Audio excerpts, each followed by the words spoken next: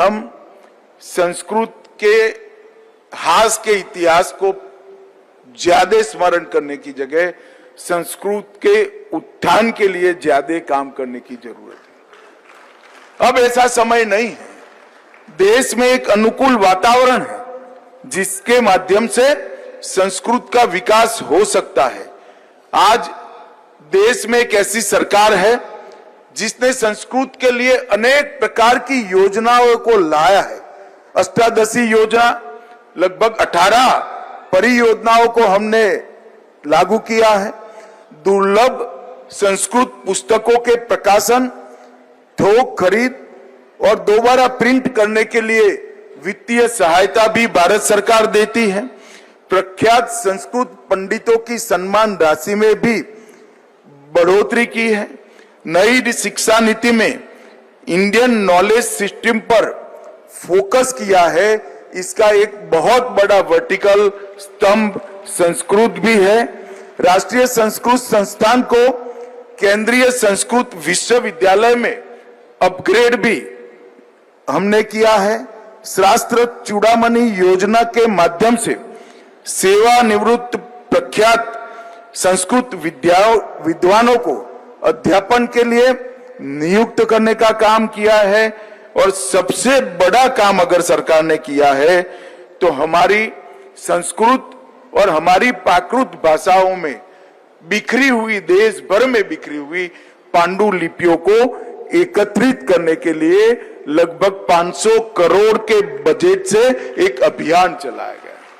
और मुझे विश्वास है कि जब पांडुलिपियां एकत्रित होगी, वो जिस भाषा में है, संस्कृत और हमारी प्राकृत भाषाओं में पढ़ी है, इनके विद्वान जब इसका सरल अर्थ आज की भाषा में करेंगे, इसके संरक्षण और संवर्धन की वैज्ञानिक व्यवस्था प्रस्तापित होगी, उस वक्त दुनिया के लिए अद्भुत ज्ञान का खजाना खुलने वाला है। और नरेंद्र मोदी जी ने पांडुलिपियों के संरक्षण के लिए एक बहुत बड़ा ज्ञान भारतम मिशन की 500 करोड़ के एक बेसिक कोष के साथ शुरुआत की है। और हर बजट में इसके लिए आगे पर इसके लिए एक निश्चित राशि दे दी जाएगी। लगभग अब तक 52 लाख से ज्यादा पांडुलिपियों का डॉक्यूमेंटेशन किया गया है। 3.5 लाख पांडुलिपियों का डिजिटीकरण भी हो गया है। और namami.gov.in पर 1,37,000 पांडुलिपियां उपलब्ध कराई गई है। दुर्लभ पांडुलिपियों का अनुवाद और उसके संरक्षण के लिए एक हर विषय के, हर भाषा के विद्वानों की टीम भी गठित की है। और बहुत थोड़े समय में हम इसको आगे बढ़ाएंगे। संस्कृत के प्रचार और प्रसार और उत्थान के लिए लगे हुए सभी कार्यकर्ताओं को मैं प्रणाम कर कर कहना चाहता हूं कि जिस दिन आपने काम करने का तय किया, उस दिन आपने ज्ञान के भंडार को भारत के लिए उपलब्ध कराना और न केवल भारत, समग्र विश्व को अनेक प्रकार के ज्ञान के भंडार से आप परिचित कराते हो। क्योंकि मुझे पूरा विश्वास है, मैं मेरे अभ्यास के आधार पर कह सकता हूं, अनेक विषयों में हजारों साल से जो मंथन हुआ, चिंतन हुआ, जो उसका अमृत निकला, वो अमृत संस्कृत में ही संग्रहित कर कर यहां पर रखा गया है। चाहे व्याकरण हो, चाहे संगीत हो, योग हो, आयुर्वेद हो, रसायन विज्ञान हो, अंतरिक्ष ज्ञान हो, गणित हो, भूमिति हो, कालगणना की वैज्ञानिक पद्धति हो या पर्यावरण का संरक्षण हो, हर क्षेत्र के अंदर संस्कृत में इतना सारा ज्ञान, ज्ञान ही नहीं ज्ञान के भंडार उपलब्ध है, जो मैं मानता हूं समग्र विश्व को उपलब्ध होने चाहिए। और हम ज्ञान की पेटेंट करने वाले देशों में से नहीं है। ज्ञान पर किसी का नाम नहीं होता है। और हमारे वेद और उपनिषद, उसमें कहीं पर भी रचयिता का नाम नहीं है। वो ईश्वर ने दिए हैं और सबके लिए उपलब्ध है। इसी तरह से संस्कृत के अंदर वेद, उपनिषद, सुभाषित और अनेक प्रकार की पांडुलिपियों में जो ज्ञान है ये पूरी दुनिया के लिए उपलब्ध होना चाहिए।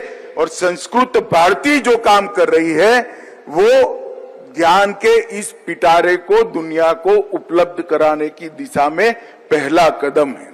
मैं बहुत आशाओं के साथ कह सकता हूं कि संघ और संस्कृत भारती ने जब संस्कृत के पुनरुत्थान को पकड़ा है तब विजय निश्चित ही संस्कृत प्रेमियों की होने वाली है।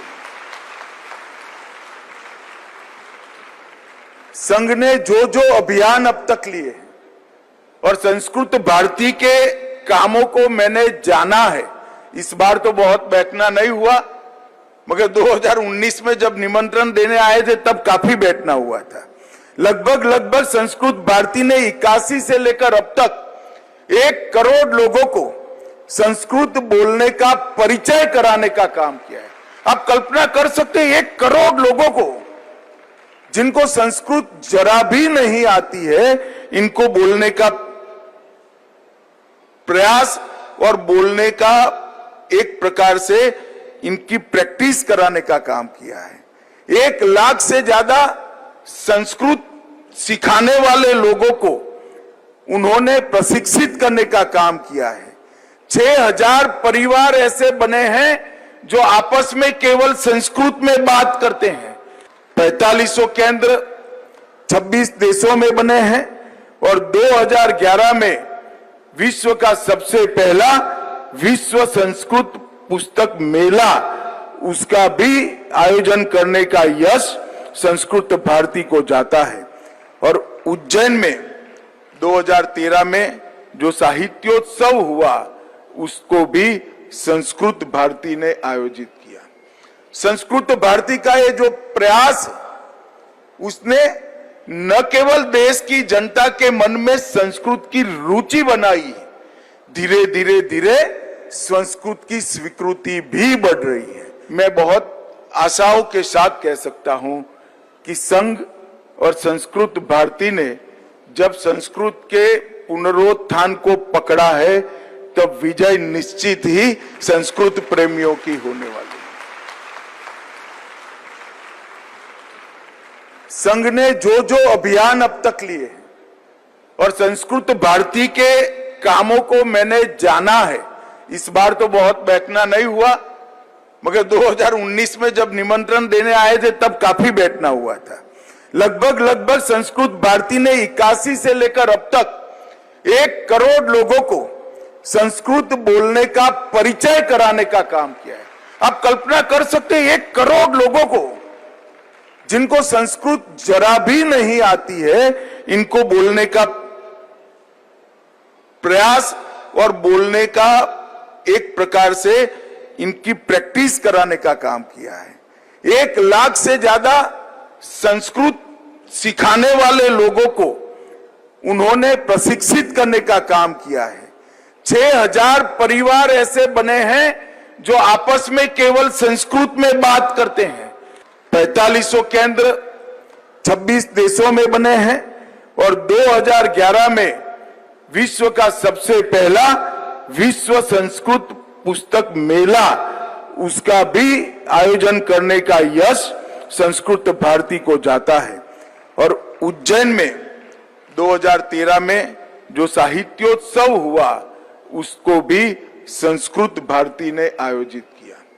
संस्कृत भारती का ये जो प्रयास, उसने न केवल देश की जनता के मन में संस्कृत की रुचि बनाई, धीरे धीरे संस्कृत की स्वीकृति भी बढ़ रही है।